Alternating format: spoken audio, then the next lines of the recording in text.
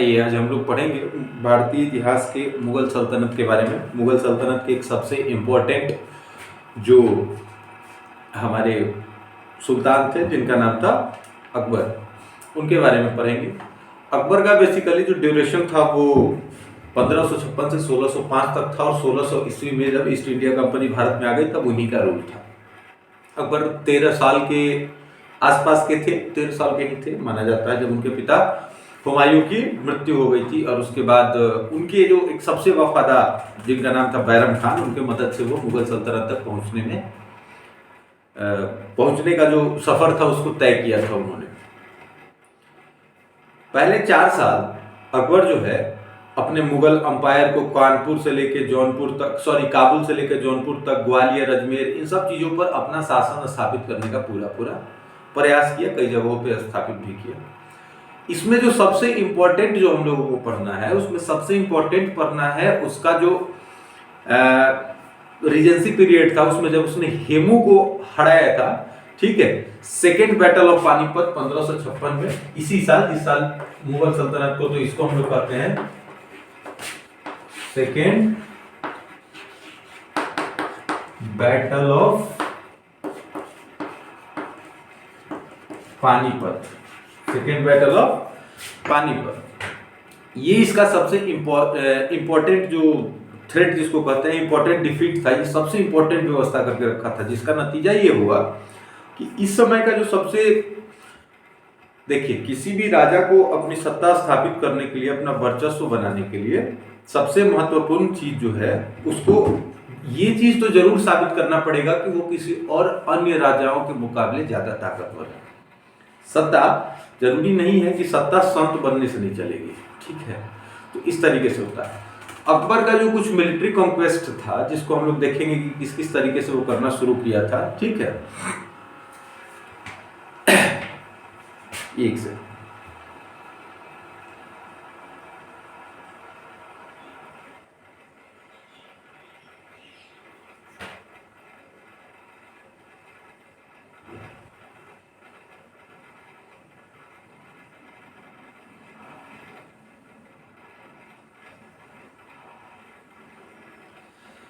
मालवाबाज, अगर हम इसको देखें बेसिकली, जस्ट इसे,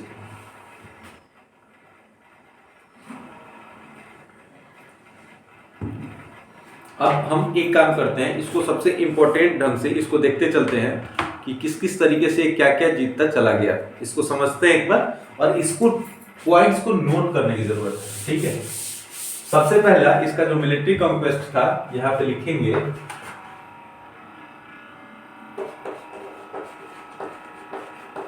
अकबर्स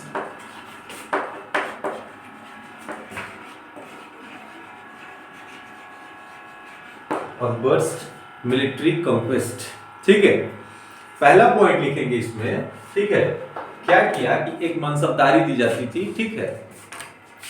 तो मनसबदारी जो दी जाती थी उसके विषय में क्या होता था, मालवा वाज कॉन्कर्ड इन 1562। जो मालवा था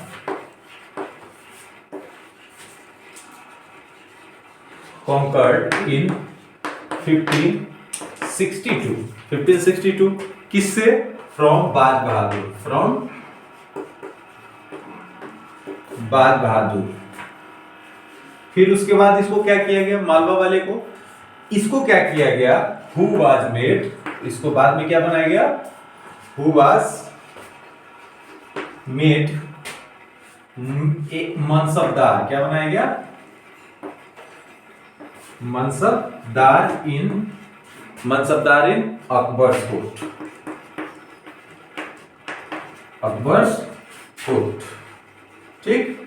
तो 1562 में मनसबदार बनाया गया किसको, बाज बहादुर को, और बाज बहादुर से उसका जो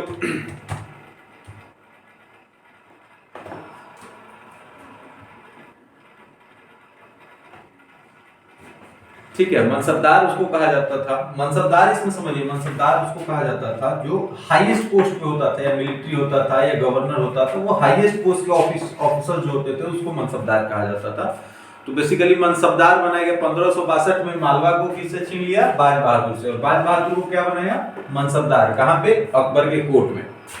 दूसरा सबसे बड़ा काम किया इसमें, दूसरा जो मेजर पॉइंट वाला काम किया, ये कहता है कि the Gondwana region of central India was annexed after the fierce battle with Rani Durgavati and her son Veer Narayan in 1562।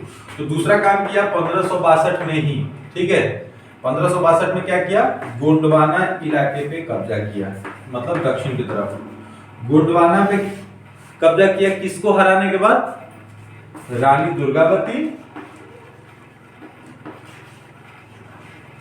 Important history बस केवल डेट की वजह से हो जाता है। और दूसरा इसका बेटा था जिसका नाम था वीर बहादुर, बस केवल नाम का ही वीर रह गया था, हार तो गया ही था बेचारा, ठीक है।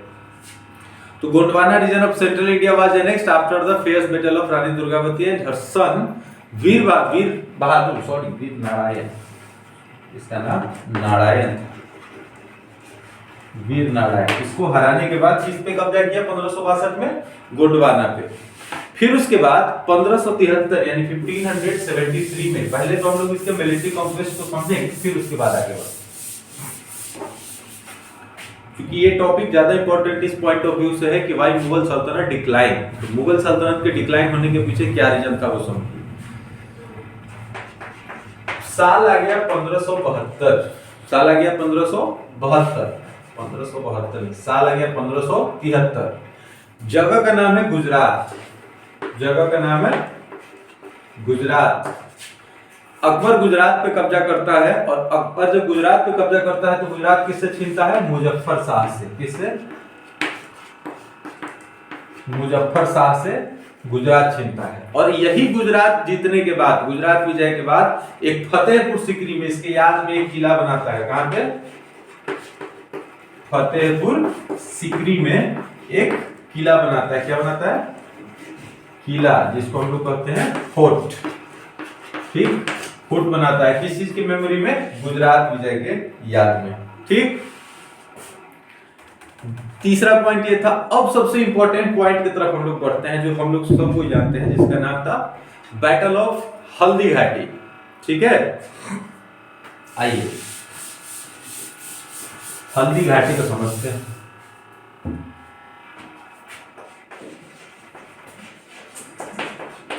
बैटल ऑफ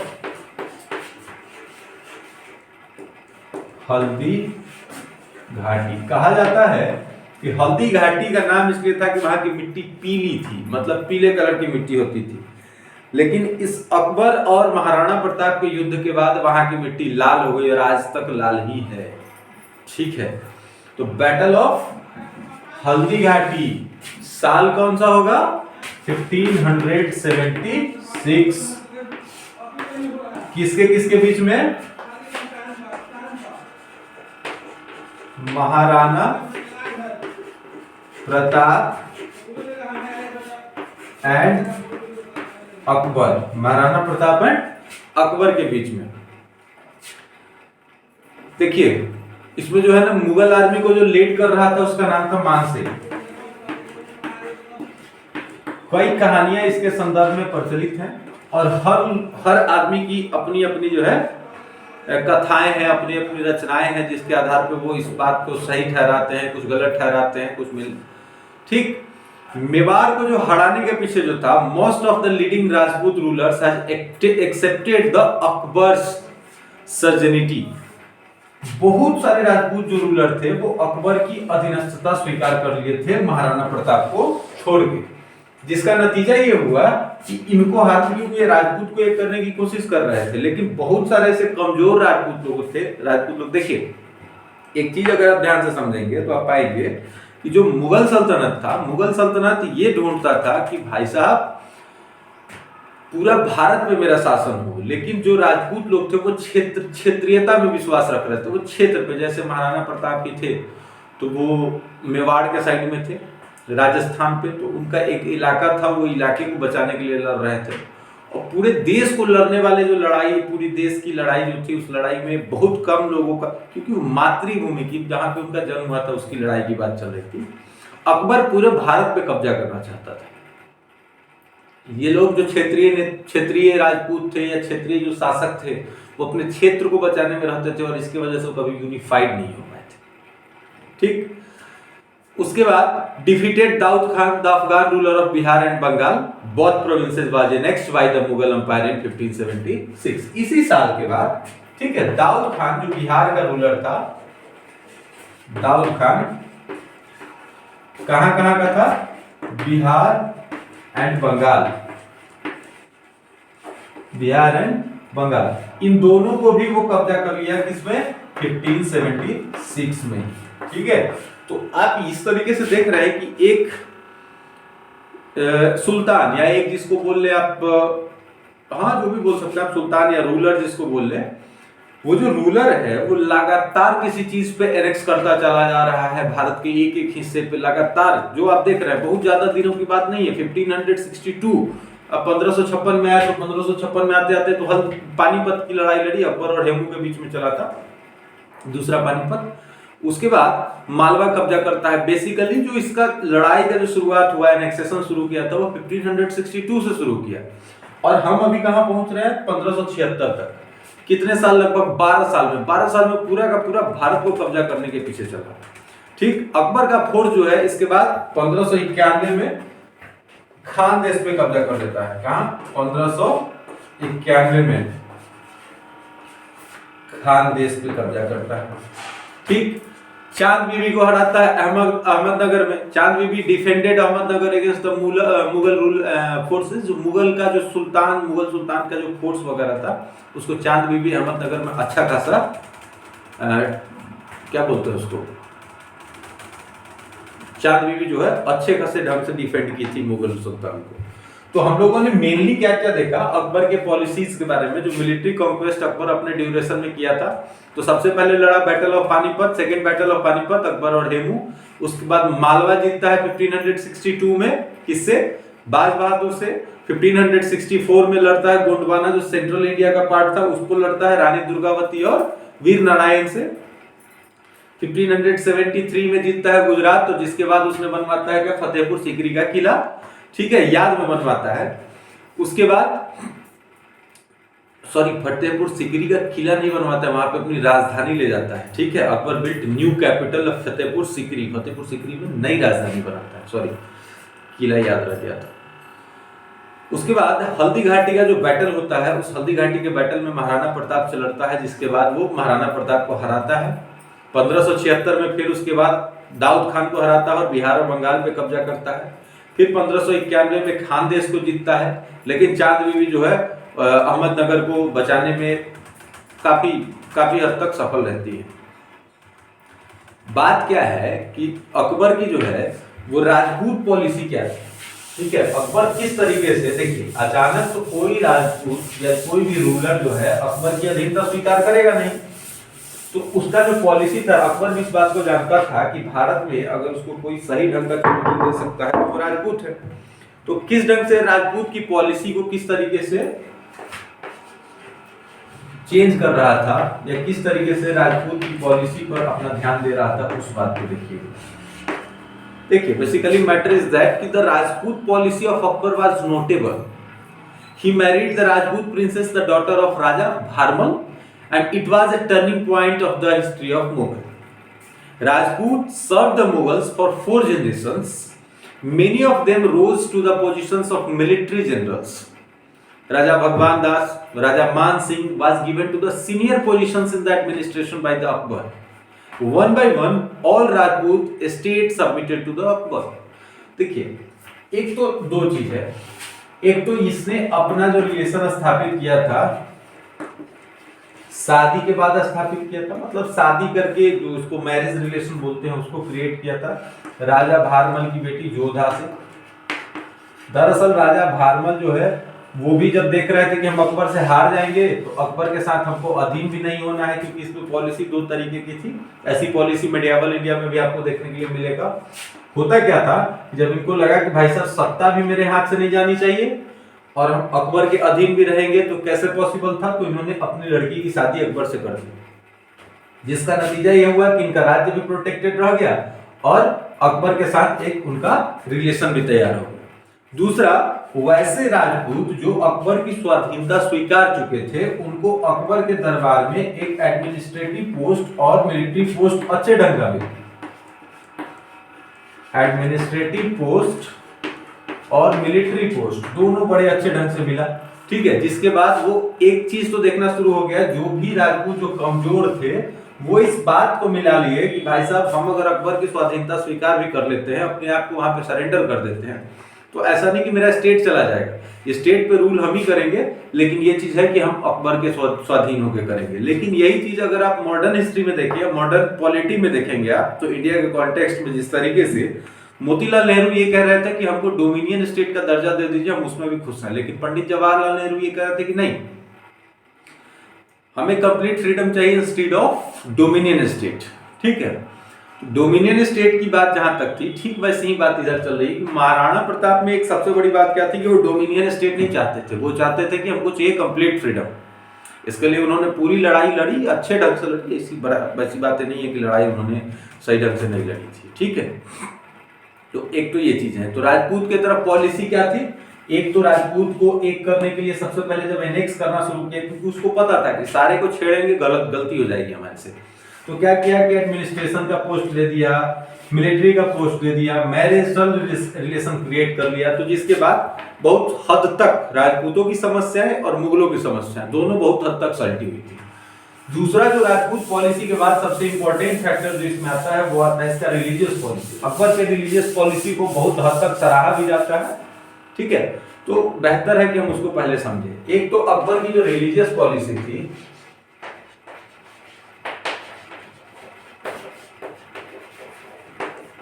अकबर की जो रिलीजियस पॉलिसी थी उसमें कुछ इंपॉर्टेंट फैक्टर्स थे। जैसे एक तो पिलग्रिम टैक्स जिसको बोलते हैं, यात्रा कर,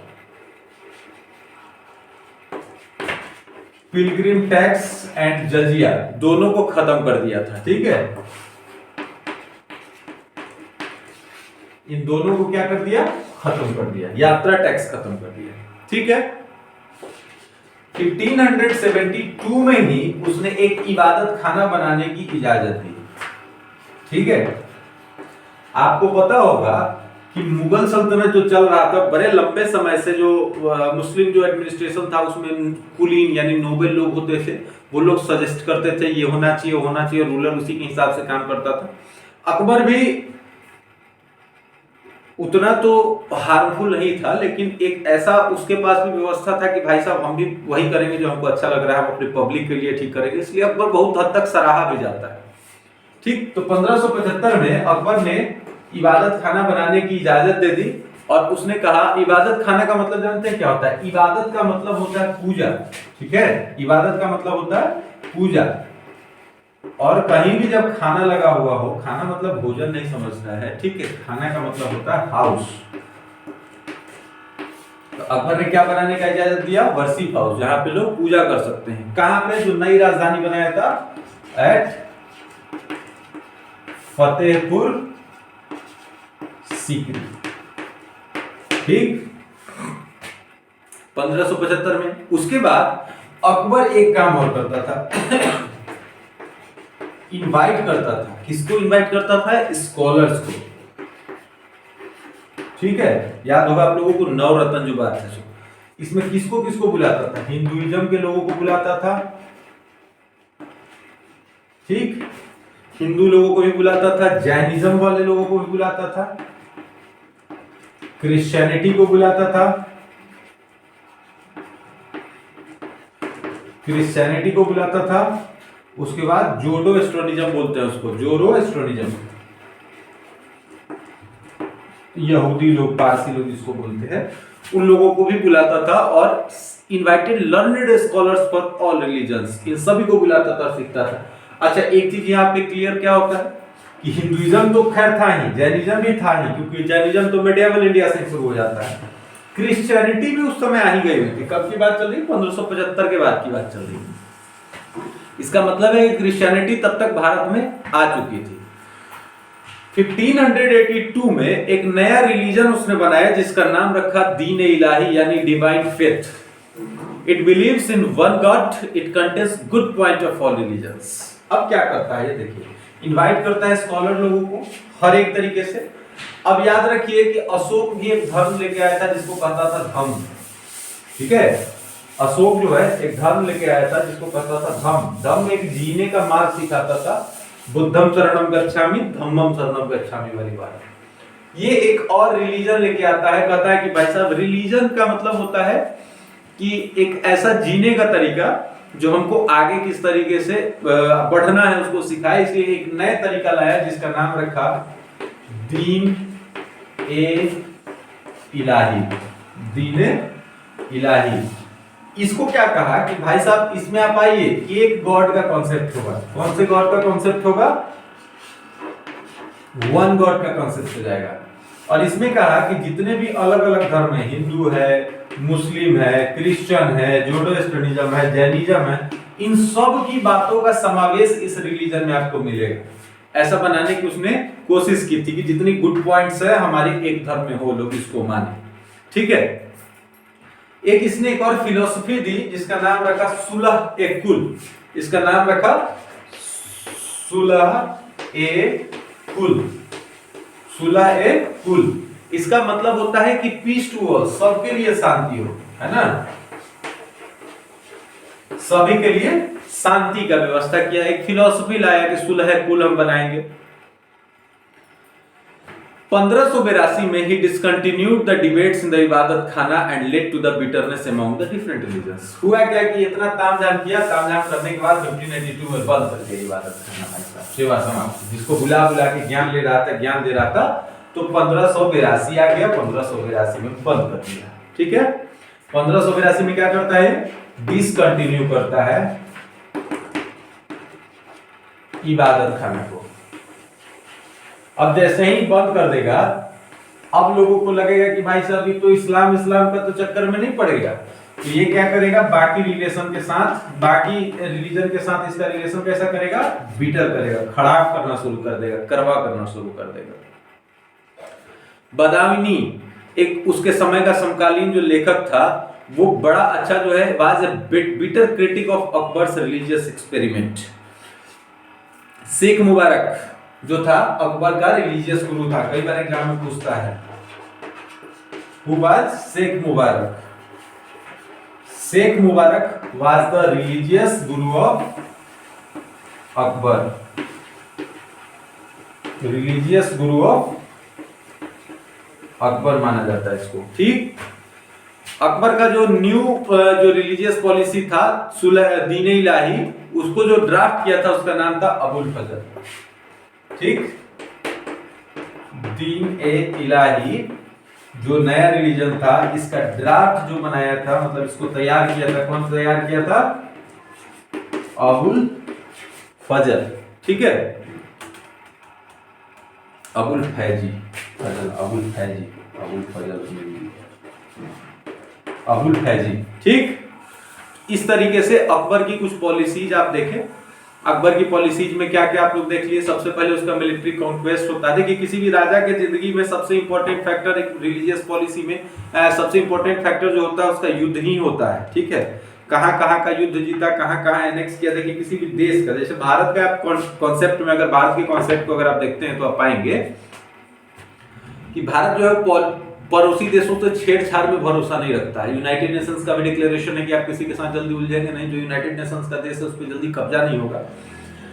लेकिन पॉलिटी का एक नियम है, राजनीति सिद्धांत है, और राजा का एक शासन सिद्धांत कहलाता है कि आप राजा ताकतवर तभी माने जा सकते हैं जब आप अपना क्षेत्र का विस्तार करें, ठीक है। आपको अपने क्षेत्र का विस्तार करना ही पड़ेगा, तभी आप ताकत में माने जाएंगे कि हाँ भाई साहब आप ताकतवर इंसान हैं, समझे बात। तो ये मानना भी बेहद जरूरी है। तो पहला चीज तो हम लोग अकबर में ये चीज देख ली। अकबर के बाद जब आप आगे बढ़ेंगे तो आएगा जहांगीर, ठीक है। अकबर के बाद हमारे पास आएंगे जहांगीर। जहांगीर में बहुत कुछ जानने लायक नहीं है जहांगीर के बारे में, ठीक है, लेकिन तब भी जहांगीर के बारे में हम लोग थोड़ा सा समझते हैं। वही जिसका नाम था सलीम, है ना, अनारकली डिस्को चली वाली बात। आइए जहांगीर को समझते हैं।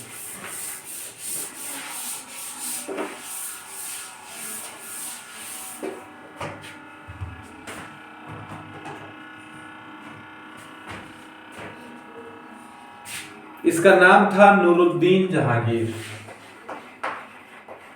नूरुद्दीन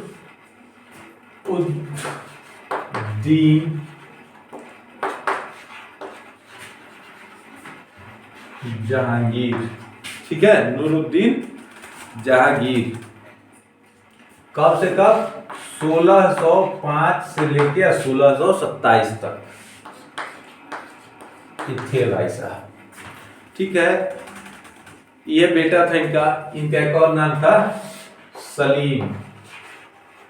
कोई मूवी बनाने में इनका बड़ा योगदान है, नहीं होते तो कैसे मूवी बनता। He was Akbar's son by a Rajput wife, ठीक है। His ascension was challenged by his eldest son Prince Khusru, who staged a revolt was the blessings of Sikh Guru Arjan Dev. Prince Khusru was defeated, captured and blinded while Guru Arjan Dev was executed. In 1608, Ahmednagar in the Deccan had declared independent under Malik Ambar, and during this reign of Jahangir, there was no addition to the Mughal territory in Deccan.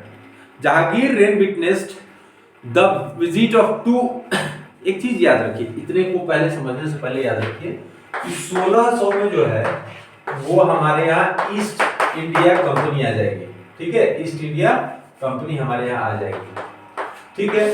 East India company हमारे यहाँ basically I थी trade के लिए। किस चीज के लिए आई थी? ट्रेड के लिए। ट्रेड का परमिशन दिया था जहांगीर। हालांकि इसको जब इसका मन बढ़ गया ईस्ट इंडिया कंपनी का, तो बंगाल में इसका फिर इलाज करने वाला भी जहांगीर ही था। तो उस समय दो इंग्लिश मैन भारत में आए थे, एक का नाम था विलियम हॉकिंस और दूसरे का नाम था सर थॉमस रो। इसके ड्यूरेशन में दो लोग आए थे, एक का नाम था विलियम हॉकिंस और दूसरे का नाम था सर थॉमस रो। दोनों आए थे। बहुत हद तक इंपॉर्टेंट इसके वजह से हो जाता है कि भाई साहब इसमें अब हमारा ब्रिटिश शासन आना शुरू हो जाएगा। While the former could not get consent of the emperor the establishment of the English East India factory, the latter sent an ambassador by the king James one succeeded the securing permission to establish British factory at Surat. ये दोनों लोग आए इससे कहने कि भाई साहब हमको कंपनी लगाने की इजाजत दीजिए। सलीम ने इजाजत नहीं दी। सलीम ही कह के चल रहा है क्योंकि उसका नाम जहांगीर था। जहांगीर कह रहे हैं तो भी दिक्कत नहीं है, जहांगीर या सलीम कुछ भी कह सकते हैं। जब ये दोनों सक्सीड नहीं हुए तो किंग जो था उस समय ब्रिटेन का किंग, वो उसका नाम था किंग जेम्स फर्स्ट, और लोगों को भेजा और वो लोग जो है सक्सीड हो गए इससे क्या लेने के लिए? परमिशन। किस चीज की परमिशन? कंपनी स्टैब्लिश करने के लिए। कहां पे स्टैब्लिश करेगा? सूरत में, ठीक है। 1611 में जहांगीर शादी करता है मेहरुनिसा से, ठीक है, जिसका नाम था नूरजहां। नूरजहां का मतलब होता है वर्ल्ड का लाइट, दुनिया का प्रकाश, लाइट ऑफ द वर्ल्ड बोलते हैं। Noor Jahan dominated the royal household and set a new fashion based on the Persian tradition, and she encouraged Persian art and the culture in the court. Noor Jahan जी आई, देखिए कि भाई साहब ये जितना कुछ है अब इसको थोड़ा सा चेंज करने की जरूरत है। बड़े लंबे समय से पुराना चला रहा है, इसको कुछ नया किया जाए। तो कुछ नया करने के चक्कर में पूरा का पूरा को पर्शियन व्यवस्था लगा दी उसमें, फारस की। उसके बाद Nur Jahan become the real power behind the throne. राजा के बाद नूरजहां जो है बड़ी, मतलब राजा जो थे उसके साथ साथ नूरजहां भी कम पावरफुल उस समय नहीं थी। The political intrigues that prevailed because of Nur Jahan led prince Khurram, जिसको हम शाहजहां कहते हैं, to rebel against his father. अब क्या हुआ कि इतना ना बेचारी खुश हो गई नूरजहां कि अपना बेटा जो है शाहजहां, जिसका नाम था खुर्रम, उसको ही अपने पिता के खिलाफ बगावत करने पे मजबूर कर दिया। Noor Jahan who ruled the empire for 10 years lost her power and influence after Jahangir death। भाई साहब पति है तब तक ठीक है, पति है तब ठीक था, पति मर गया 10 साल के बाद उसका इलाज हो गया। जहांगीर लाहौर के नजदीक जो कश्मीर जो है, कश्मीर जाने के समय जो लाहौर का रास्ता है वहीं पे मर गया और लाहौर में उसको दफना दिया गया था। तो ये जो चीज है सो इम्पोर्टेंट क्या है? इम्पोर्टेंट इसमें क्या है? नूरजहां, पहली बात नूरजहां, ठीक, नूरजहां ही अपने बेटे को भड़काती है कि बाबू पापा के खिलाफ बगावत करो और कहो कि भाई साहब तुम जो हो सो अच्छा। अब एक चीज आप यहाँ से देखिए, ये भी बेचारा मेहरारू को बहुत मान रहा है, पत्नी को बड़ी मान रहा है, ठीक है। ये तो खैर कयामत ही करेगा, ठीक है। ये तो खैर क्या ही कहना इसका, फिर आप कुछ कह नहीं सकते हैं। तो ये जो है पूरा एकदम ताजमहल बनवाएगा। इसके समय में हम क्या देख रहे हैं, चूंकि 1600 में ब्रिटिश एम्पायर भारत आ गया था, ब्रिटिश एम्पायर नहीं बोलेंगे उसको, ईस्ट इंडिया कंपनी भारत आने बिजनेस करने का परमिशन लेने आने वाली थी, अकबर नहीं दिया था। फिर जहांगीर आया, जहांगीर के समय दो लोग आए थे, विलियम हॉकिंस और टॉमस रो, परमिशन लेने, लेकिन जहांगीर ने परमिशन नहीं दिया था। उसके बाद फिर जेम्स फर्स्ट, उसने फिर भेजा दूसरे लोगों को, कहा कि भाई साहब जाइए, आप पूछिए, अपने एम्बेसडर को भेजा, राजदूत को कहा कि जाइए और परमिशन लेके आइए, और उसने परमिशन लेके आया। 1611 में इसकी शादी हो जाती है नूरजहां के साथ, ठीक है। 1611 में नूरजहां के साथ शादी हो जाती है, जिसको बड़ा मानता था। नूरजहां जो है इसके रूल में एक इंपॉर्टेंट रोल अदा कर रही थी, ठीक है। इंपॉर्टेंट रोल अदा करते करते इसने अपने बेटे, जिसका नाम था शाहजहां को क्या कह दिया, पिता के खिलाफ रिबेल करने के लिए कह दिया। पिता के मरने के बाद 10 साल के बाद, पिता जैसे ही समाप्त हुए इसके, नूरजहां के बाद अपना हालांकि नूरजहां भी 10 साल तक रूल की थी, 10 साल तक रूल करने के बाद उसको हरा दिया गया था जैसे ही जहांगीर मरा। तो जहांगीर जब कश्मीर से लाहौर जाने वाले रास्ते में जहांगीर जो है मर गया था, और वहीं पे लाहौर में इसको दफन कर दिया गया था जहांगीर को। अब यहाँ से हमारे पास सबसे इंपॉर्टेंट चीज कुछ चलेगी, जिसका नाम होगा शाहजहां। शाहजहां को समझते हैं। शाहजहां भी कम दिन तक रूल नहीं किया था। शाहजहां बेचारा ठीक ठाक आदमी था, लेकिन देखिए क्या क्या था। सो शाहजहां को समझते हैं। शाहजहां जो है बेसिकली आर्ट पे बड़ा ध्यान दिया था बेचारा, प्रेम में मगन हो गया है ना। वो प्रेम में मगन होने से वैसे भी काम नहीं चलता है ना। आप राजा हैं, प्रेम भी एक हद तक कर सकते हैं। हालांकि हम इससे पहले भी इसको क्लास में डिस्कस कर चुके हैं, शाहजहां वाले कॉन्सेप्ट को, ठीक है। फिर हम आगे डिस्कस कर रहे हैं एक बार वापस। शाहजहां जो है 1627 से लेके 1658 तक रूल किया। 1627 से 1658 तक रूल किया। इसमें जो अगर आप समझिएगा कि जैसे ही 1627 में जहांगीर मर जाता है, शाहजहां जो है कहाँ पहुंचता है, आगरा। और वहां पे जो नोबेल, इससे पहले हम लोग नोबेल की बात कर चुके हैं, नोबेल के सपोर्ट से और आर्मी से लेके वहां पे, आर्मी के सपोर्ट से, और वहां पे वो शासन अपना स्थापित करता है। और शाहजहां जो है वहां पे एक लॉन्ग कैंपेन करता है, कहाँ पे, कंधार से लेके, जहाँ पे वो चाहता है कि हमारा जो कंधार वाला इलाका है वो कंट्रोल में रहे हमारे, लेकिन कंधार उससे कंट्रोल होता नहीं है। उसका जो सबसे इंपॉर्टेंट चीज जो है, वो जो पॉलिसी है, वो दक्षिण की पॉलिसी है, डेक्कन की पॉलिसी है, वो उसका ठीक ठाक रहा, जिसमें वो अहमदनगर का किला जीता था चांद बीबी से। चांद बीबी जो उसके दादा को नहीं जीतने दी थी, इसको ही जीता। बाद में बीजापुर और गोलकोंडा के साथ ट्रीटी साइन करता है, ठीक है। शाहजहां जो है शिवाजी के फादर, जिसका नाम था शाहजी भोसले, उसको भी हराया था। और 1631 में शाहजहां जो है अपनी बीवी, शाहजहां की पत्नी जो है, क्या नाम था, कब, 1631 में शाहजहां की बीवी मुमताज, ठीक है, मुमताज जी जो है वो डेथ कर जाती हैं, ठीक है। और कहां पे डेथ कर जाती हैं, बुरहानपुर में। और उसी के याद में बनेगा ताजमहल। माना जाता है कि शाहजहां जो है वो कंटेम्पररी था, किसके समकालीन माना जाता है। उस समय ब्रिटिश में कौन, किसका शासन चल रहा था, लुइस 14। किसका शासन चल रहा था, लुइस 14 के समय। और इसी के समय में जो है, ध्यान से देखिएगा, एक बड़ा इंपॉर्टेंट चीज इसमें आपको देखने के लिए मिलता है। एक तो आप ताजमहल देख रहे हैं, अच्छा ठीक, ताजमहल देख रहे हैं। ताजमहल के साथ साथ आप बहुत कुछ देखने के लिए आपको क्या मिल रहा है, एक तो मयूर सिंहासन बनाए हुए, ये क्या बनाएगा, मयूर सिंहासन, ठीक है। अच्छा, इसी के समय में जब मयूर सिंहासन बनेगा, तो यही बाद में उठा के ले जाया गया था यहां से बाहर।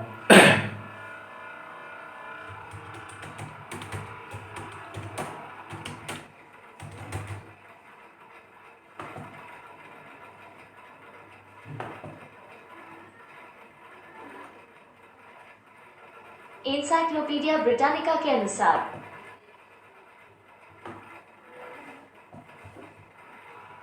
एक सेकंड,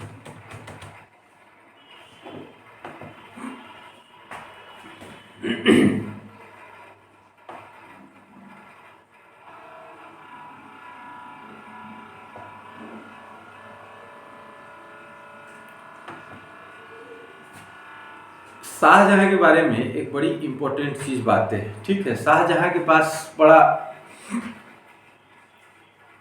बड़ा शकियाह किस्म का इंसान था, ठीक है। शाहजहां के पास एक ऐसा प्लेट था, ठीक है, कहा जाता है कि शाहजहां के पास एक ऐसा प्लेट था कि अगर उसमें आप जहरीला खाना रखेंगे तो या तो प्लेट ही टूट जाएगी या प्लेट का कलर बदल जाएगा, ठीक है। और इसको आज भी ताजमहल में, जो आगरा का ताजमहल में म्यूजियम है, उसको बड़े अच्छे निगरानी में रखा गया है, ठीक है। और उसमें लिखा गया हुआ है कि जहर परख रकाबी, इसका मतलब होता है कि पॉइजन को डिटेक्ट करने वाला प्लेट, ठीक है। जैसे ही उसमें कुछ रखा जाता था जहर,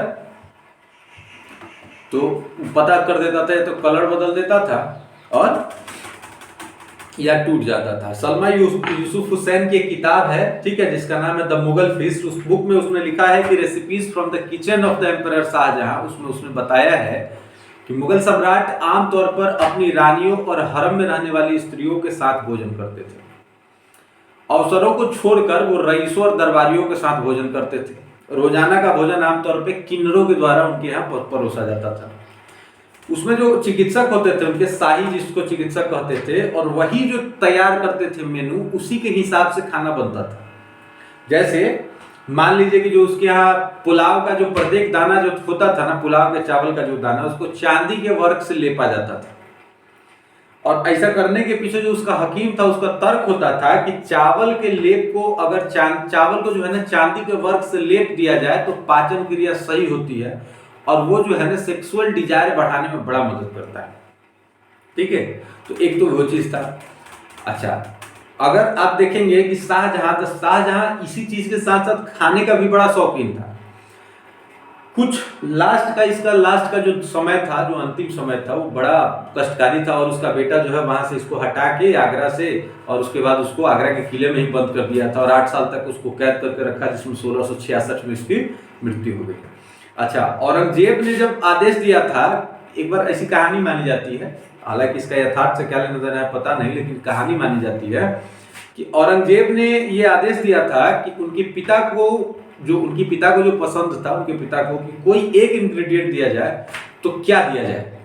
तो उसके बाबू से पूछा गया कि पापा क्या खाइएगा बताइए। तो पिताजी ने कहा था कि भाई साहब हम छोला ही खाएंगे, क्योंकि छोला चुनने के पीछे ऐसा माना जाता है कि उनका रीजन ही था कि छोला ही एक ऐसा व्यंजन है जिसको अलग अलग ढंग से पकाया जा सकता है। और आज भी आप देखेंगे कि नॉर्थ इंडियन जो कल्चर है, उसमें जो एक डिश आता है जिसको हम लोग बोलते हैं शाहजहानी दाल, ठीक है। शाहजहानी दाल को पकाने में बड़ा मतलब मजा आता है, और उसको अच्छे ढंग से पकाया जा सकता है। तो इस तरीके से काम होता था। तो शाहजहां को अंतिम समय तो उसका बेचारे का सही नहीं, बहुत कष्ट में बीता था। इसके समय में 3 गो यूरोपियन भारत आया था, तीनों का तीनों ट्रेवलर था। पहला जो था 4 लोग आए थे, 3 लोग नहीं आए थे, 4 लोग आए थे। एक का नाम था बर्नियर, दूसरे का नाम था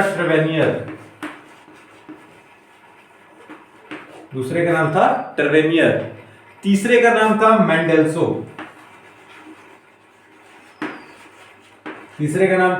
मेंडेल्सो, और चौथे का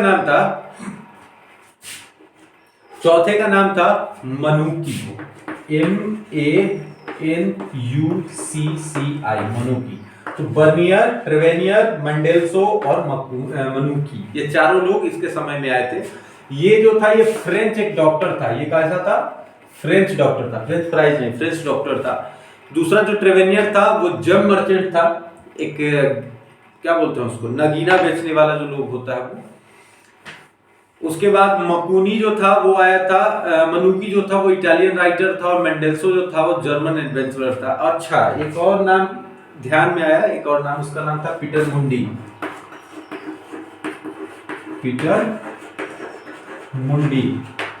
ठीक है, इंग्लिश ट्रेडर था, ये भी आया था, ठीक है। लास्ट के दिनों में इसके 4 गो बेटा था, चारों बेटा में लड़ाई झगड़ा होने लगा शासन को लेके कि बाबू मरेंगे तो कौन मरेगा। तो इसका जो बड़का बेटा था जिसका नाम था दारा सुको, वो सक्सीड किया, कहा कि हम सबसे बड़ है, पापा के शासन पर मेरा ही हक है। बाद में औरंगजेब उसको मार देता, मारने के बाद जाके सिंहासन पर कब्जा कर लेता, और पापा को कहता है कि पापा जेल में रखिए, और 1666 में इनकी मृत्यु हो जाएगी, ठीक है। इस तरीके की कहानियां इनके बारे में बताई गई। ठीक, इसके बाद लास्ट में हमारे पास अकबर की बातें हैं। तो अकबर की बातों को हम लोगों ने YouTube के माध्यम से पहले ही अपलोड कर रखा है। ठीक है, YouTube वाले पे आपको मिल जाएगा, वहां से आप लोग देख लीजिएगा। ठीक, औरंगजेब के बारे में। और इससे रिलेटेड अब हम लोग फाइनली उस स्टेज पे हैं कि अब हम लोग डिसाइड कर सकते हैं कि किस किस तरीके से आगे बढ़ेंगे। अब इससे पहले एक चीज समझना पड़ेगा आपको कि हम लोग देखते हैं कुछ चीजों के बारे में। पहले तो समझिए कि मुगल सल्तनत का जो एडमिनिस्ट्रेशन था वो कैसा था। अब हम लोग कंबाइंड और कंपाइल करेंगे इसको। ठीक है, administration of Mughal, administration of Mughal umpire, Mughal प्रशासन किस तरीके से चलता था। देखिए, the Mughal retained many features of administrative systems of the Sultanate and Sher Shah. Under the Sher Shah हम लोगों ने एक चीज देखा था कि उसने अपने एडमिनिस्ट्रेटिव यूनिट, जिसको ग्रुप ऑफ विलेजेस, जिसको परगना कहते हैं, आज भी पश्चिम बंगाल में बहुत सारे गांवों को परगना कहते हैं। और जो देखिए गांव का शेरशाह शुरू क्या किया था, शेरशाह ग्रुप ऑफ जो विलेज होता है, ग्रुप ऑफ विलेज, उसको कहा जाता है परगना। क्या कहते हैं, परगना। लेकिन जब आप बात करेंगे परगना की, तो ग्रुप ऑफ परगना जो होता था उसको कहता था सरकार। क्या कहता था, ग्रुप ऑफ परगना, उसको कहता था सरकार। ठीक है, कारण क्या था कि इसको वो देखता था कि हाँ, हम किस तरीके से छोटे छोटे पावर का डिवीजन करके हम किस तरीके से सही ढंग से रूल कर सकते हैं। मुगल जो है दो तरीके का इंस्टीट्यूशन शुरू किया था, ये तो शेरशाह था। फिर मुगल दो तरीके का इंस्टीट्यूशन शुरू किया था। ठीक है, एक का नाम रखा था मनसब, ठीक है, और दूसरे का नाम रखा था जागीर। अब हम लोग इसको नेक्स्ट क्लास में इसको डिस्कस करेंगे, लेकिन तब भी थोड़ा सा इसको समझते हैं।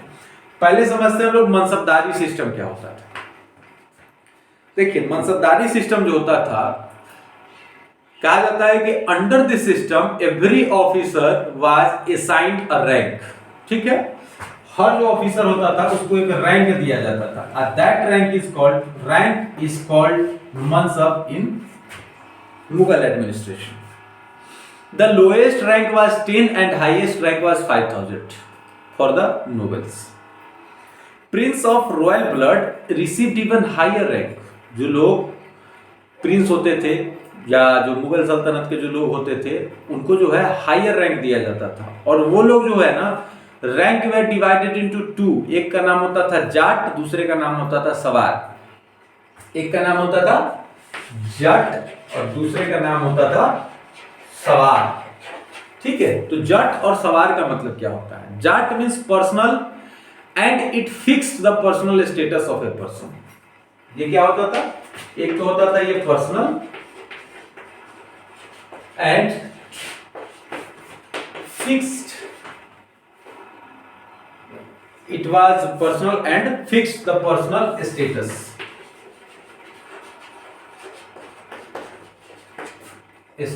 Personal status of a person. ठीक, सवार का मतलब होता था cavalry man who has required to maintain.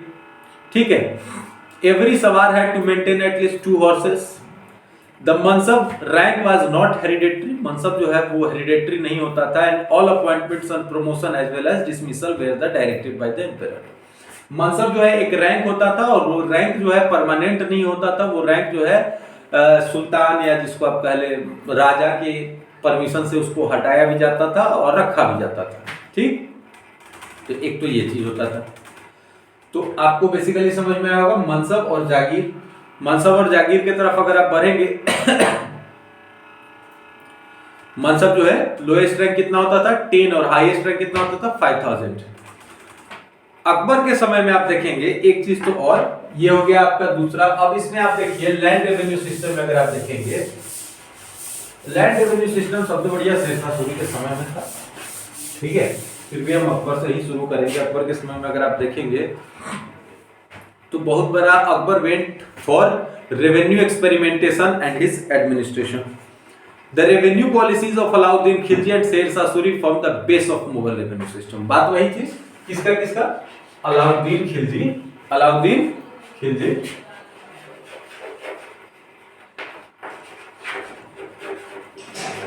Alauddin Khilji शेर शाह सूरी, अलाउद्दीन खिलजी एंड शेर शाह सूरी, इसको माना जाता है, क्या माना जाता है इसको? बेस ऑफ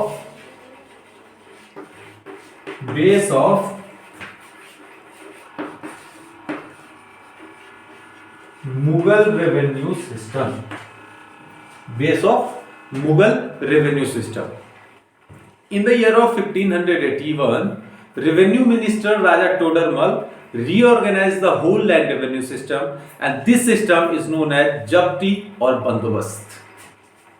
कब की बात है ये? 1581 की। कब की बात है? 1581। 1581 में अगर हम पढ़ेंगे तो ये क्या करता है? 1581 में अकबर के समय में जो थे राजा टोडरमल, इन्होंने एक सिस्टम को क्या किया? इंट्रोड्यूस किया, जिस सिस्टम का नाम रखा गया जब्ती, और आज इसको हम लोग क्या नाम देते हैं? बंदोबस्ती। आज भी हर एक स्टेट अपना अपना बंदोबस्ती कानून लेके आता है, ठीक है। इसने क्या किया कि पूरे के पूरे को जितना लैंड रेवेन्यू सिस्टम पहले से चला रहा था उसको बंदोबस्त कर दिया। देखिए लैंड रेवेन्यू सिस्टम एक ऐसा क्लास है अपने इंडियन कॉन्टेक्स्ट में जिसमें लैंड को लेके बार बार कुछ ना कुछ क्लासेज आते रहते हैं, और समय के हिसाब से इसमें चेंज होना भी बहुत जरूरी है। और उस चेंज को करने के लिए कई बार, जो आप एक बार देख रहे हैं अलाउद्दीन खिलजी के समय में, फिर आप जब आप मुगल एडमिनिस्ट्रेशन के समय में आएंगे तो जब 1555 के आसपास में जब आपके पास शेर शाह सूरी आएगा, 1555 से पहले शेर शाह सूरी अपना एडमिनिस्ट्रेशन चलाता है, तो एडमिनिस्ट्रेशन चलाने के बाद लैंड रिफॉर्म भी करता है। फिर अब बात आती है 1581, तो कुछ समय तो बीत ही गया था, तो फिर उसको चेंज करने की आवश्यकता है, तो उसको फिर बंदोबस्ती के लिए राजा टोडरमल जो है उसको चेंज किए थे। इस सिस्टम के हिसाब से जो मिट्टी होता था या जो जमीन होता था उसको उसके फर्टिलिटी के हिसाब से चेंज किया जाता था, ठीक है। इसमें उसको क्या किया गया? 1581 में जो जब्ती और बंदोबस्ती कानून लाया गया, उस कानून में कहा गया कि हम जो है ना जमीन को क्लासिफाइड करेंगे उसके फर्टिलिटी के आधार पर, और उसके कुछ नाम देंगे। एक का नाम दिया पोलाज, एक का नाम दिया पोलाज। इसका मतलब होता है कि ये ऐसी जमीन है जो कल्टीवेट होगी एवरी ईयर, ठीक है। दूसरे का नाम दिया था परौती, वंस इन 2 ईयर, जिसको आज भी अपने यहां पड़ती के नाम दिया जाता है, वंस इन 2 ईयर, ठीक। तीसरा होता है चाचर, CHACHAR, चाचर लैंड। चाचर लैंड का मतलब होता है ऐसी जमीन जो एक बार उपजे, कब? 3 या 4 साल में, ठीक है।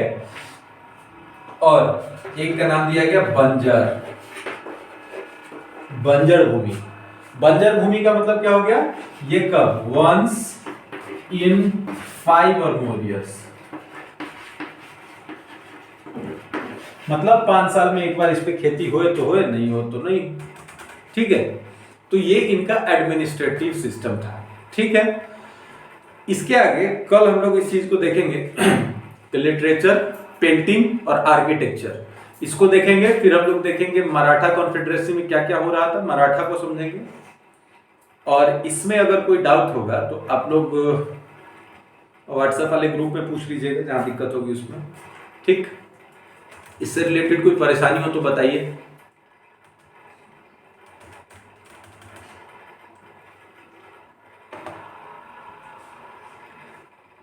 ठीक है, फिर तो इसको आप लोग एक बार रिवाइज करिए, जहां दिक्कत होगी उसको आप लोग बता दीजिएगा, ठीक है। चैट बॉक्स तो खुला ही रहेगा, चैट बॉक्स में देख लीजिएगा, कोई दिक्कत होगी तो उनको फिर वापस से आप लोग इन्फॉर्म कर दीजिएगा जहाँ परेशानी होगी, फिर उसके अकॉर्डिंग हम लोग आगे सोचेंगे। ठीक है, इसमें कोई विशेष परेशानी नहीं है। ठीक, मुगल प्रशासन लगभग हमारा खत्म है। इसके बाद फिर हम आगे मिलेंगे आप लोगों से अगले क्लास में। तब तक के लिए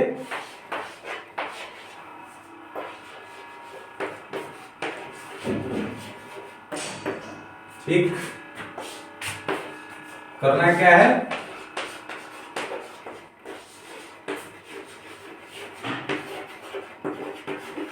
एंड ठीक, एंड